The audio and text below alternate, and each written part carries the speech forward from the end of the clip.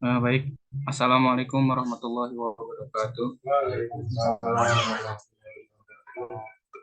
Ya, kami akan mempresentasikan mengenai deterministik finite automata yang beranggotakan dua orang ya, kelompok kami. Yang pertama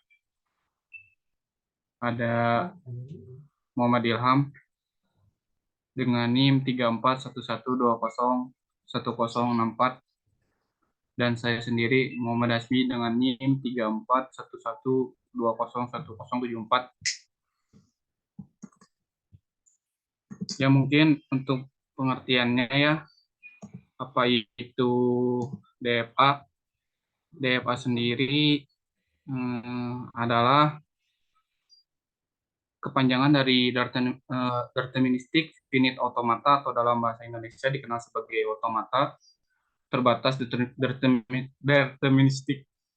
DFA adalah model matematis yang digunakan dalam ilmu komputer dan teori bahasa formal untuk memodelkan sistem komputasi sederhana yang dapat menerima atau menolak urutan simbol dalam suatu bahasa.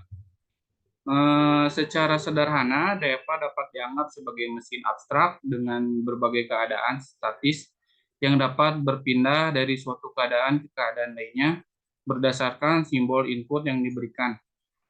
Setiap perpindahannya terjadi berdasarkan aturan yang telah ditentukan sebelumnya.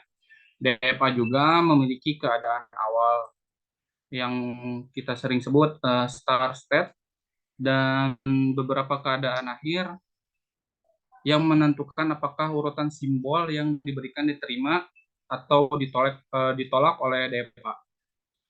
Dan DEPA juga digunakan dalam banyak bidang ilmu komputer ya, salah satunya seperti kompilasi, pengenalan pola, pemrosesan bahasa alami, dan masih banyak lagi.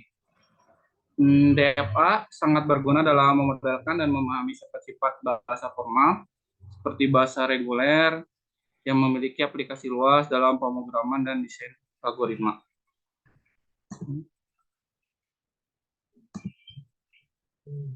Nah, untuk ini ya contohnya mesin genap di pertemuan sebelumnya.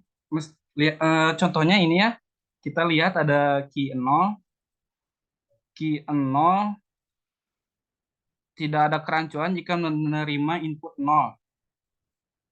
Jadi key 0 akan masuk ke key 1 dan akan menghasilkan 0. Lanjut.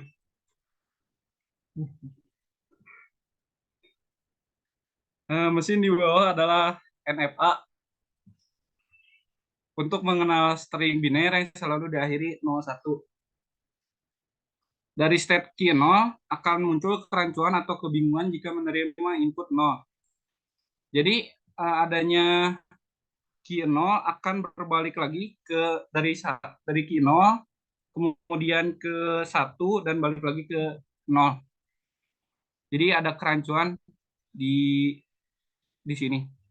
Contohnya. Ya, lanjut.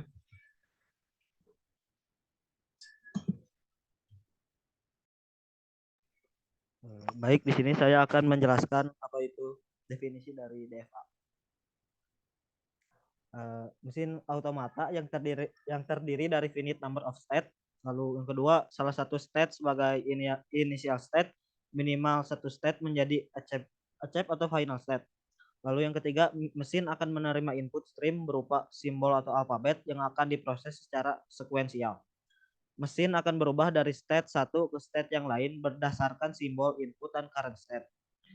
Mesin tidak diperkenankan ambigu. Lalu yang kedua, finite menyatakan fakta bahwa mesin terdiri dari state yang jumlahnya terbatas.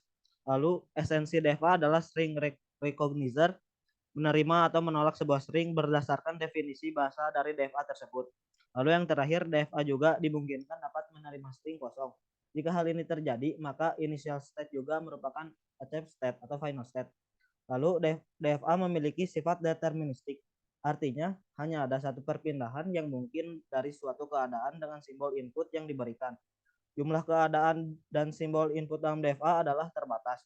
DFA juga memiliki kemampuan untuk mengenali bahasa reguler yang merupakan kelas bahasa dengan struktur sederhana yang dapat didefinisikan dengan DFA.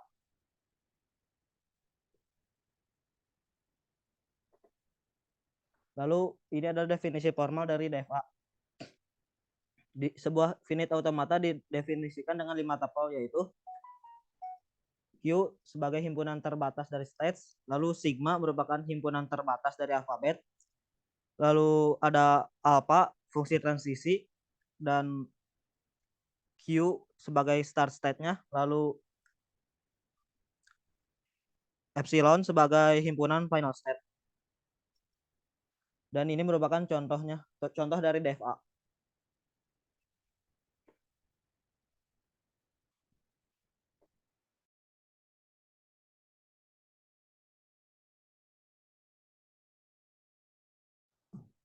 Nah, untuk syarat sebuah STD dikatakan deterministik, yang pertama harus ada tempat satu initial state, dan yang kedua minimal satu state, satu final state, dan yang ketiga dari setiap state hanya ada satu busur yang meninggalkan state itu untuk setiap simbol dalam alfabet atau menghindari ambigu.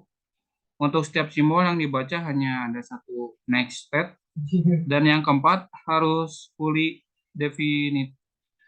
Di setiap state harus mendefinisikan secara pasti setiap kemungkinan simbol dari alfabet yang muncul menghindari no transition applicable.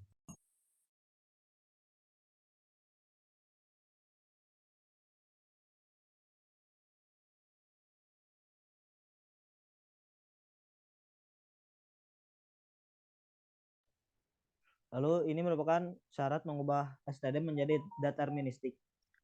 Berikut langkah-langkah mengubah STD yang belum deterministik. Yang pertama, tambahkan suatu state baru, misalnya QX. Lalu yang kedua, gambar busur dari QX ke dirinya sendiri dengan label semua simbol di alfabet. Lalu yang ketiga, tambahkan busur dari state lainnya yang belum fully defined ke QX dengan label simbol yang belum ada transisinya.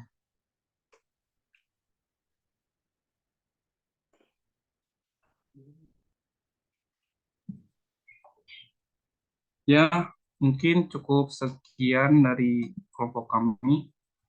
Kurang lebihnya mohon maaf. Jadi kesimpulannya kita dapat, DFA ini bekerja dengan menerima urutan simbol sebagai input dan bergerak dari satu keadaan ke keadaan lainnya berdasarkan simbol input yang diberikan. Dan DFA memiliki sifat deterministik, artinya hanya ada satu perpindahan yang mungkin dari satu keadaan dengan simbol input yang diberikan.